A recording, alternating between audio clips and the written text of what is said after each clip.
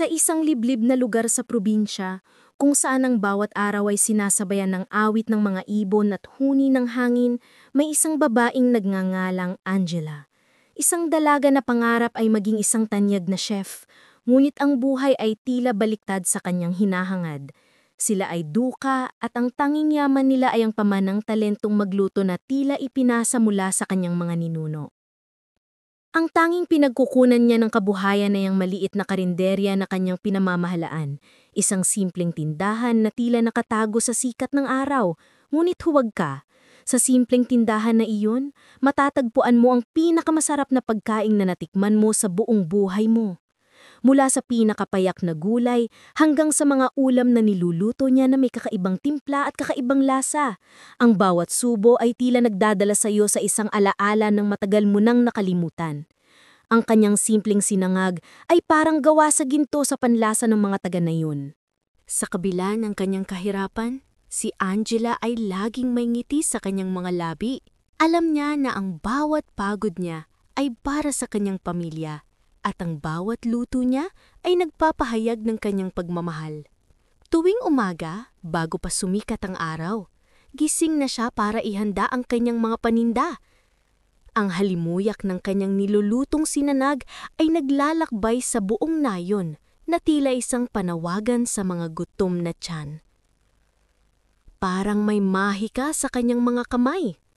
Bawat butil ng kanin na kanyang sinasangag ay nagiging perpekto, hindi malata, hindi hilaw, at may tamang tamis at anghang. Mula sa kanyang lola, natutunan niyang ang sikreto ay hindi sa mga mamahaling sangkak, kundi sa puso at pagmamahal na inilalagay mo sa bawat paghahanda. Hindi niya alam, ang simpleng leksyon na iyon ay magiging susi sa pagbabago ng kanyang kapalaran. Samantala, sa isang malayong kaharian, may isang prinsipe na nagngangalang Prinsipe Tristan. Siya ay pinanganak sa kasaganaan at kaginawaan. Ang kanyang buhay ay puno ng karangyaan at mga pino at masasarap na pagkain na handa ng pinakamagagaling na chef sa buong kaharian. Ngunit sa likod ng lahat ng karangyaan na iyon, may isang bagay na hinahanap ang kanyang panlasa na hindi niya makita sa kahit na anong mamahaling putahe. Ang mga putahe na hinahain sa kanya ay pawang mga palamuti lamang sa lamesa, walang kaluluwa, walang emosyon at walang lasang na tumatagos sa kanyang puso. Ang pinakamagagaling na chef sa buong kaharian ay nagpapatimpalak sa harap niya. Ngunit wala ni isa ang nakapagbigay sa kanya ng satisfaction na hinahanap niya. Ang kanyang palasyo ay puno ng mga pagkaing hindi niya magustuhan. Lagi niyang tinatanong ang kanyang sarili, bakit? Bakit hindi ako makahanap ng isang simpleng pagkain na makakapagbigay sa akin ng tunay na kasiyahan? Ang pagkabigo na ito ay nagtulak sa kanya na maghanap. Sa kanyang paglalakbay, hindi lang pagkain ang kanyang hinahanap, kundi isang pagkain na may kaluluwa. Isang pagkain na magpapaalala sa kanya na ang tunay na lasa ay hindi matatagpuan sa presyo, kundi sa pagmamahal. Siya ay nagpatimpalak sa buong kaharian, ngunit walang nangyayari. Naghahain sa kanya ang mga sikat na chef ng mga pagkain na puno ng ginto at mga mamahalin sangkap. Ngunit ang bawat subo ay walang emosyon, walang lasa, at walang kaluluwa. Ang kanyang puso ay nababalot ng lungkot, at ang kanyang kaluluwa ay patuloy na naghahanap ng isang bagay na hindi niya maipaliwanag. Ang araw-araw na paghahanap ni Prinsipe Tristan ay naging isang malaking pasakit para sa kanya. Ang kanyang mga tagapayo at mga guro ay laging nagsasabi na siya ay masyadong mapili. Ngunit hindi nila naiintindihan na ang kanyang paghahanap ay hindi lang sa pagkain, kundi sa isang bagay na makakapagbago sa kanyang pananaw sa buhay. Ang kanyang kaluluwa ay nagugutom, hindi lang ang kanyang tiyan. Ang kanyang kaluluwa ay naghahanap ng isang bagay na makakapagpasaya sa kanya. Ang kanyang mga kaibigan ay hindi rin siya maintindihan. Ang lahat ay puro luksas at karangyaan habang siya ay naghahanap ng isang simple at makabuluhang bagay. at ang kanyang paghahanap ay magdadala sa kanya sa isang kakaibang sitwasyon na magbabago sa kanyang kapalaran. Isang araw, sa gitna ng kanyang paglalakbay, biglang nagkaroon ng gulo sa ruta ng kanyang grupo. Ang mga kalaban na matagal nang naghahanap ng pagkakataon na mapabagsak ang kaharian ay sumugod. Ang mga tunog ng mga tabak at mga putok ng baril ay umalingaw-ngaw sa buong kagubatan. Si Prinsipe Tristan na isang magaling na mandirigma ay lumaban ng buong tapang. Ngunit sa dami ng mga kalaban, siya ay nasugatan. Ang isang sugat sa kanyang balikat ay malalim at ang dugo ay dumadaloy ng mabilis. Ang kanyang mga tauhan ay sinubukang ilayo siya sa mga kalaban, ngunit sa dami ng mga sumasalakay, nagkahiwa-hiwalay sila. Si Prinsipe Tristan ay nakatakas, ngunit siya ay sugatan at mahina.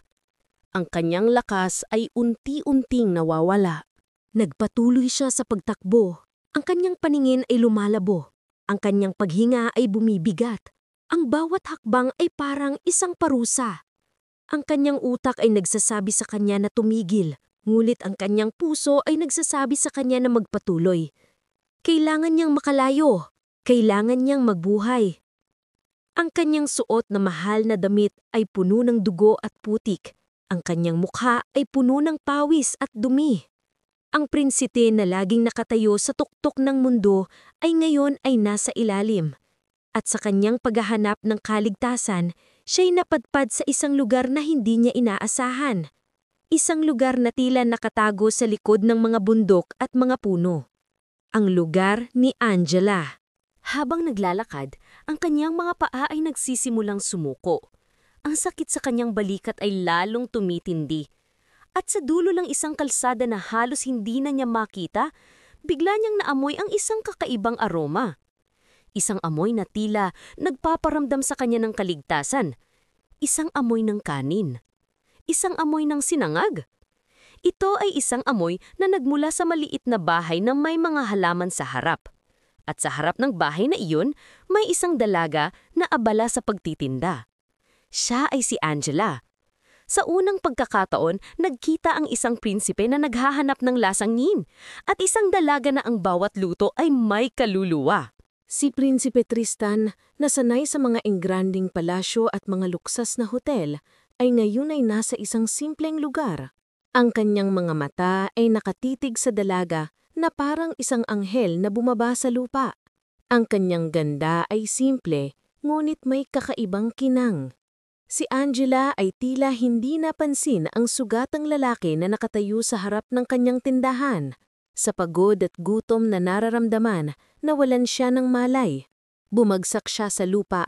Ang kanyang katawan ay bumagsak ng walang lakas. Si Angela, na biglang napansin ang lalaki, ay nagulat. Agad siyang tumakbo upang tulungan ng lalaki. Hindi niya alam, ang lalaking iyon ay ang prinsipe na hinahanap ng buong kaharian. Ang puso ni Angela ay mabilis na tumibok sa takot. Hindi niya alam kung ano ang gagawin. Ang lalaki ay duguan at mukhang malugha ang kalagayan. Ang kanyang mga mata ay nagsasabi sa kanya na magtago. Ngulit, ang kanyang puso ay nagsasabi sa kanya na tulungan ang lalaki. Dahil sa kanyang kabutihan, hindi siya nag-atubiling dalhin ang lalaki sa kanyang bahay. Inilagay niya ito sa kanyang kama at sinimulang gamutin ang kanyang sugat. Ang kanyang mga kamay ay nanginginig sa takot, ngunit ang kanyang isipan ay nakatuon lamang sa pagpapagaling sa lalaki. Ginawa niya ang lahat ng kanyang makakaya. Ginamit niya ang mga halamang gamot na itinuro sa kanya ng kanyang lola. At sa bawat paglipas ng minuto, ang kanyang puso ay nagsisimulang magtiwala sa lalaking ito. Ang sugat ni Prinsipe Tristan ay malalim at ang lagnat ay unti-unting tumataas. Si Angela ay nagbantay sa kanya sa buong gabi. Sinubukan niyang pababain ang kanyang lagnat. Sa mga sandaling iyon, ang prinsipe na sanay sa mga mahal na gamot ay ginamot ng isang simpleng dalaga na may pusong ginto. Siya ay nagluluto ng simpleng sabaw para sa kanya, nais niya na lumakas ito. Ngunit paggising ni Prinsipe Tristan, ayaw niyang kumain. Ang kanyang mga mata ay puno ng pag-aalinlangan. Ang kanyang isipan ay puno ng mga tanong. Sino ang babaeng ito? Kalaban ba siya? Gusto niya ba akong lasunin? Ang kanyang isipan ay puno ng mga negatibong kaisipan. Si Angela ay hindi sumuko.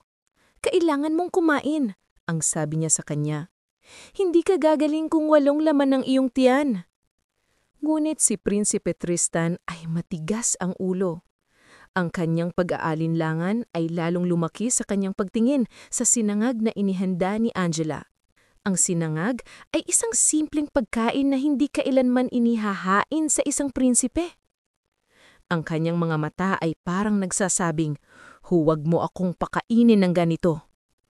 Ngunit ang kanyang tiyan ay kumukulo sa gutom. Sa pagitan ng kanyang pag-aalinlangan at matinding gutom, ang kanyang utak ay nagsimulang maglaro. Sa loob ng kanyang isipan, si Prinsipe Tristan ay nagkaroon ng isang matinding pag-aalinlangan. Ang kanyang pag-aalinlangan ay nagmula sa kanyang karanasan sa nakaraan. Naaalala niya ang isang panahon na may isang traidor sa kanyang kaharian. Ang traidor na iyon ay nagpanggap na kanyang kaibigan. Ngunit sa likod ng kanyang ngiti ay ang isang plano na mapabagsak ang kanilang kaharian. Ang traidor ay naghain sa kanya ng mga pagkain na puno ng lason. At dahil sa insidenteng iyon, nagkaroon siya ng takot na magtiwala sa kahit na sino, lalo na sa mga pagkain. Ang kanyang pagiging mapili ay nagmula sa takot na iyon. Ang takot na kumain ng isang bagay na makakasama sa kanya. "Sino ka?" Ang tanong ni Prinsipe Tristan kay Angela. Ang kanyang boses ay mahina at puno ng pag-aalinlangan. "Bakit mo ko tinutulungan?" Si Angela, na hindi alam ang kanyang tunay na pagkatao, ay ngumiti. "Hindi mahalaga kung sino ka. Ang mahalaga, ikaw ay nangangailangan ng tulong at ako'y nandito para tulungan ka." Ang mga salitang iyon ay tumagos sa puso ni Prinsipe Tristan. Ang kanyang isipan ay nagsasabi sa kanya na huwag magtiwala. Ngunit ang kanyang puso ay nagsasabi sa kanya na ang dalaga ay tapat. Ang kanyang pag-aalinlangan ay unti-unting nawawala.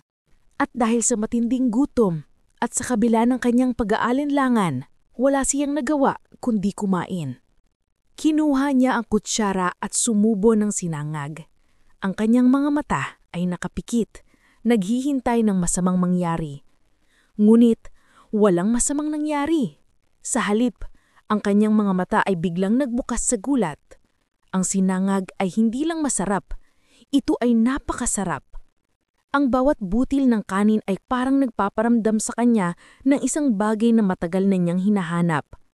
Ang kanyang mga mata ay lumuha, hindi sa sakit, kundi sa kaligayahan. Ang sinangag ay mayroong kakaibang lasa na tila nagpaparamdam sa kanya ng init ng tahanan. Isang lasa na tila nagpapaalala sa kanya ng kanyang kabataan.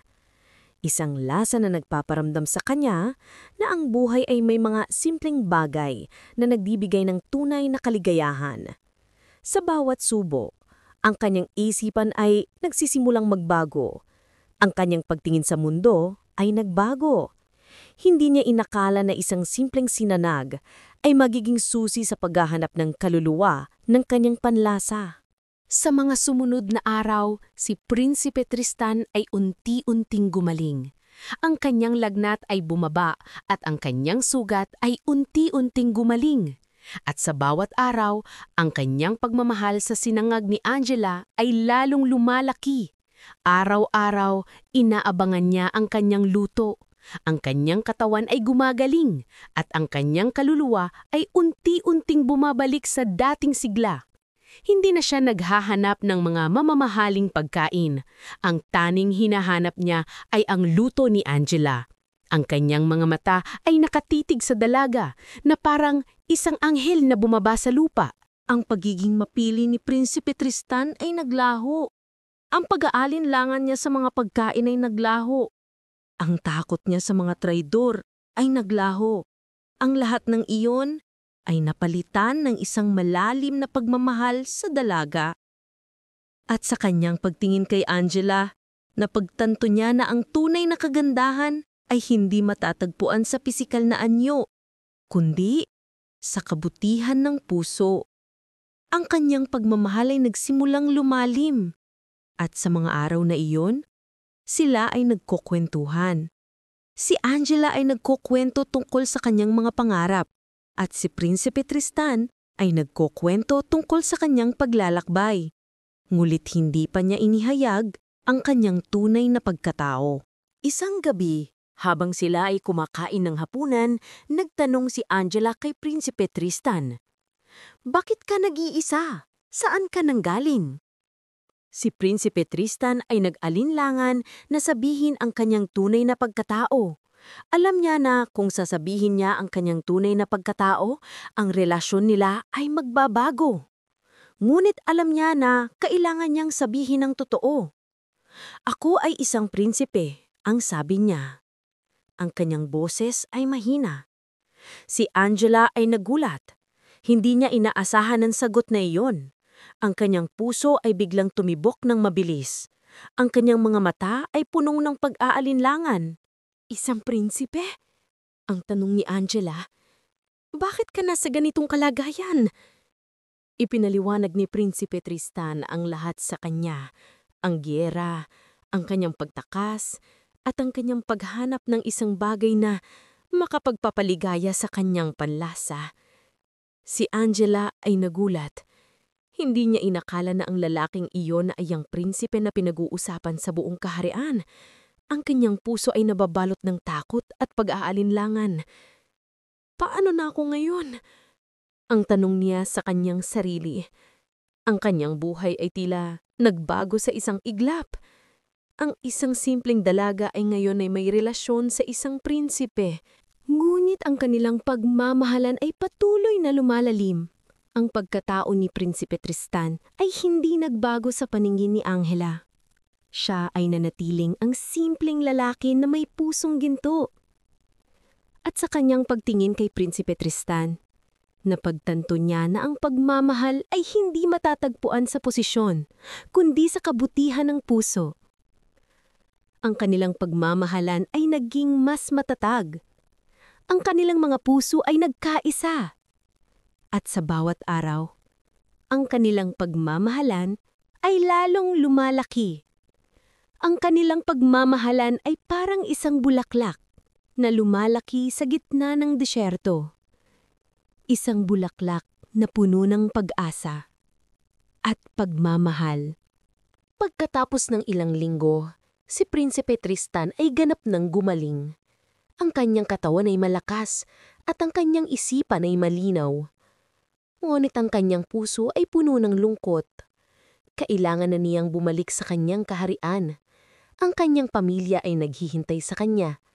Ang kanyang mga tao ay naghahanap sa kanya. Alam niya na kailangan niyang umalis.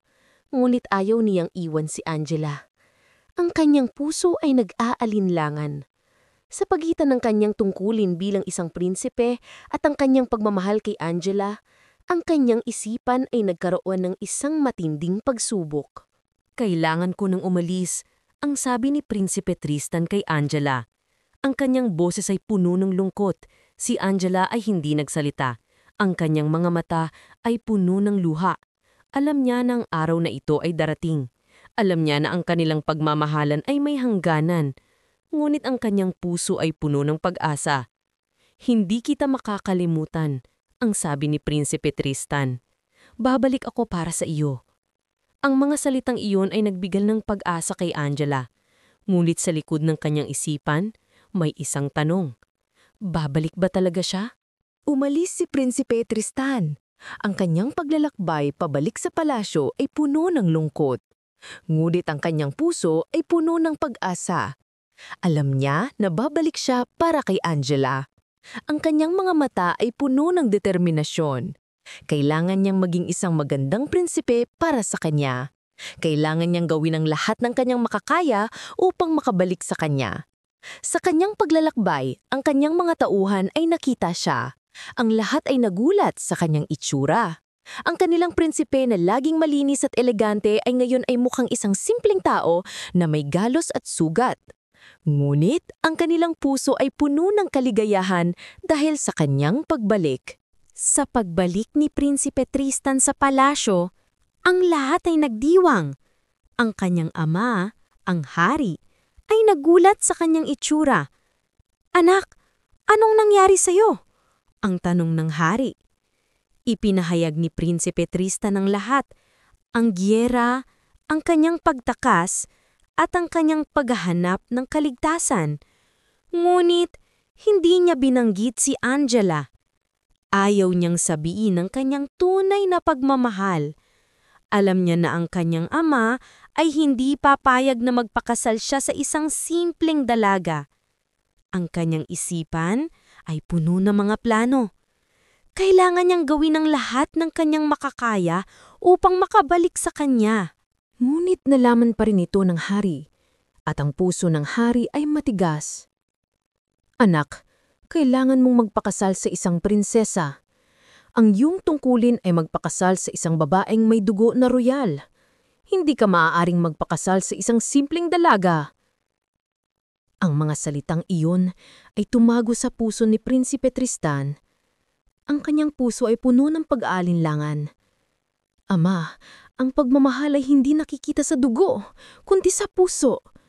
Ang babaeng iyon ay ang tanging nagbigay sa akin ng kasiyahan sa buong buhay ko." Ngunit ang hari ay matigas. Hindi niya pinakinggan ng kanyang anak. Sa kabila ng pagtututol ng hari, si Prinsipe Tristan ay nagplano. Alam niya na kailangan niyang gawin ang lahat ng kanyang makakaya upang makabalik kay Angela. Ang kanyang mga mata ay puno ng determinasyon. Siya ay nagplano ng isang lihim na paglalakbay. Isang paglalakbay na magdadala sa kanyang pabalik sa kanyang tunay na pagmamahal. Ngunit ang kanyang ama ay nag-aalinlangan. Ang hari ay nagpadala ng mga tagapagbantay upang bantayan si Prinsipe Tristan. Ang kanyang paglalakbay ay naging mas mahirap. Ang bawat hakbang ay puno ng panganib. Samantala't, sa nayon, si Angela ay naghihintay. Ang kanyang puso ay puno ng pag-asa. Araw-araw, inaabangan niya ang pagbalik ni Prinsipe Tristan. Ang kanyang mga mata ay puno ng luha tuwing gabi. Ang kanyang mga kaibigan ay nagtatanong kung bakit siya malungkot, ngunit hindi siya nagsasabi ng kahit ano. Alam niya na ang kanyang pagmamahal sa isang prinsipe ay isang lihim na hindi niya maaaling sabihin sa kahit na sino. Ang kanyang buhay ay parang isang pelikula na may malungkot na wakas. Ngunit ang kanyang puso ay puno ng pag-asa. Isang araw, sa gitna ng kanyang paghihintay, biglang may dumating sa kanyang bahay. Isang grupo ng mga tao na may suot na mahal na damit. Ang kanilang mukha ay pamilyar. Sila ay mga tagapagbantay ni Prinsipe Tristan. Si Angela ay nagulat. "Nasaan si Prinsipe Tristan?" ang tanong niya. Ang mga tagapagbantay ay hindi sumagot. Sa halip, sila ay nagtanong sa kanya, "Ikaw ba si Angela?" Si Angela ay tumango. "Halika, ang prinsipe ay naghihintay sa iyo." Si Angela ay nagulat. Ang kanyang puso ay biglang tumibok ng mabilis. Ang kanyang mga mata ay puno ng luha. Hindi niya alam kung ano ang gagawin. Ang kanyang isipan ay puno ng mga tanong. Bakit ako? Bakit ako ang hinahanap niya? Ang kanyang mga paa ay nanginginig sa takot at excitement. Ang kanyang buhay ay tila nagbago sa isang iglap. Ang isang simpleng dalaga na may pangarap na maging chef ay ngayon ay papunta sa isang palasyo. Isang palasyo na puno ng mga tao na hindi niya kilala. Isang palasyo na puno ng mga intriga at mga lihim. Ngunit ang kanyang puso ay puno ng pag-asa. Ang kanyang pagmamahal sa isang prinsipe ay nagbago sa isang totoong kwento. Sa pagdating ni Angela sa palasyo, ang lahat ay nagulat. Ang mga tao ay nagbulungan. Sino ang babaeng iyan? Bakit siya kasama ng prinsipe? Ang hari ay nagalit. "Anak, sino ang babaeng ito?" ang tanong niya. Si Prinsipe Tristan ay ngumiti. "Ama, siya si Angela, ang babaeng nagligtas sa akin." Ang ang babaeng nagbigay sa akin ng kasiyahan sa buhay. Ang hari ay nagalit. Hindi ka maaaring magpakasal sa isang simpleng dalaga. Hindi mo maaaring sirain ang pangalan ng ating kaharian. Ngunit si Prinsipe Tristan ay matigas. Ang kanyang pagmamahal kay Angela ay mas matatag kaysa sa kanyang tungkulin. Ama, ang tunay na lakas ng isang kaharian ay hindi nakikita sa kayamanan, kundi sa pagmamahal. At ang pagmamahal na iyon ay matatagpuan sa isang simpleng dalaga na may pusong ginto. Siya ang babaeng nagbigay sa akin ng pag-asa. Siya ang babaeng nagbigay sa akin ng tunay na kaligayahan. At sa kanya, nakita ko ang aking sarili. Ang mga salitang iyon ay tumatagos sa puso ng hari. Ang kanyang puso ay nagsimulang lumambot. Ang kanyang pagtingin kay Angela ay nagbago. Nakita niya ang kabutihan sa mga mata ni Angela. Nakita niya ang pagmamahal sa mga mata ni Angela. Ang hari ay nag-iisip. Ang kanyang isipan ay puno ng mga alaala.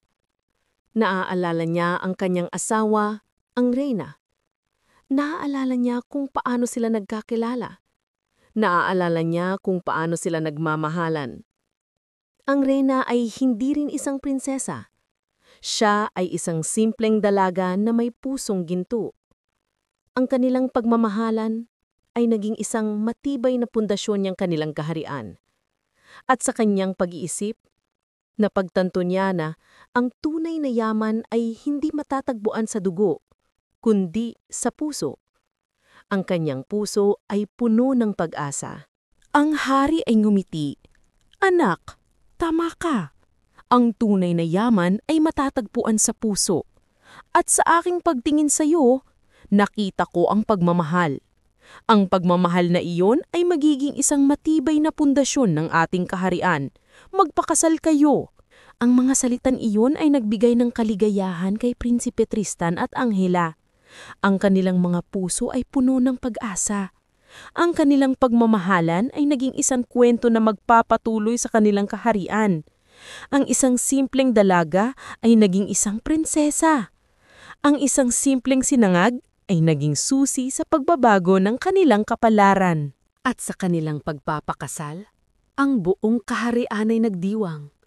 Ang kanilang pagmamahalan ay naging isang simbolo ng pag-asa at pagmamahal. Ang isang simpleng tagaluto ay naging isang prinsesa. Ang isang simpleng sinangag ay naging susi sa pagbabago ng kanilang buhay. Ang kanilang kwento ay nagbigay ng inspirasyon sa mga tao sa buong kaharian. Ang kanilang kwento ay nagpatunay na ang tunay na kagandahan ay hindi matatagpuan sa pisikal na anyo, kundi sa kabutihan ng puso.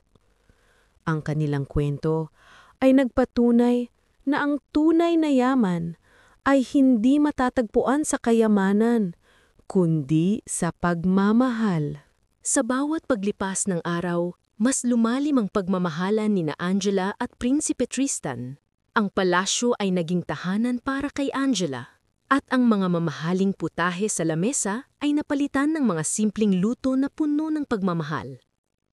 Ang pinakamagagaling na chef sa buong kaharian ay naging mga estudyante ni Angela. Ang kanyang mga kamay na sanay sa pagluluto ng sinangag ay ngayon ay nagluluto ng mga pagkain para sa kanyang asawa, ang prinsipe. Ang kanyang mga pangarap na maging chef ay natupad, ngulit sa paraan na hindi niya inakala. Ang pagiging prinsesa ay hindi nagbago sa kanya. Siya ay nananatiling ang simpleng Angela na may pusong ginto. Ang kanyang kabutihan ay nagbigay ng inspirasyon sa mga tao sa buong kaharian.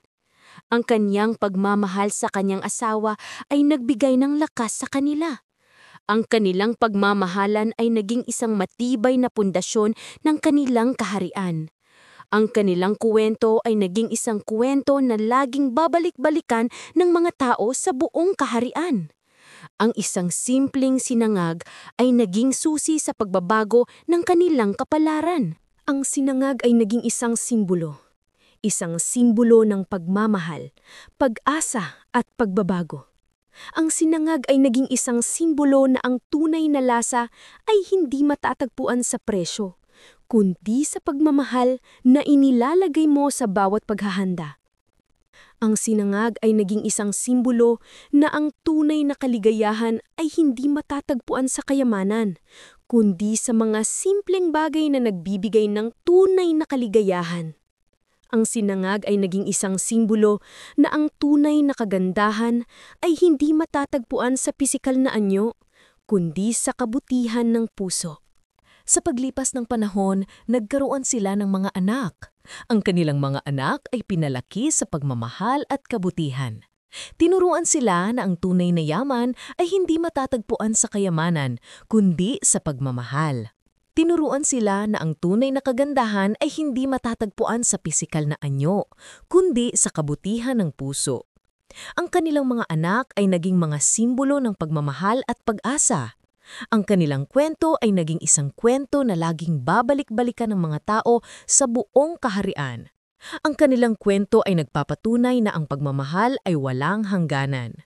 Sa huli, ang kwento ni na Angela at Prinsipe Tristan ay nagpatunay na ang pag-ibig ay tunay na makapangyarihan, na ang kapangyarihan ng isang simple at busilak na puso ay kayang baguhin ng buong kaharian.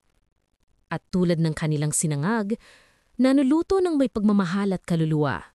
Ang bawat isa sa atin ay may kakayahang magbigay ng kakaibang timpla sa buhay ng ibang tao. Ang isang simpleng bagay na ginawa ng may puso ay mas mahalaga kaysa sa anumang kayamanan sa mundo. Sana ay naantig ang inyong puso sa kwento ni na Prinsipe Tristan at Angela. Kung na-inspire kayo at naramdaman ang bawat emosyon sa kwento ito, huwag kalimutang i-like ang video na ito, mag-subscribe sa Pinoy Dream Stories para sa mas marami pang nakakaantig at nakaka-relate na kwento at i-share ito sa inyong mga kaibigan at pamilya. I-comment din sa ibaba ang inyong mga saloobin. Anong aral ang tumatak sa inyo? Naranasan nyo na rin ba ang isang twist sa inyong buhay na nagpabago sa lahat? Gusto naming marinig ang inyong mga kwento. Magkita-kita tayo sa susunod na kwento. Maraming salamat sa pakikinig at panunood.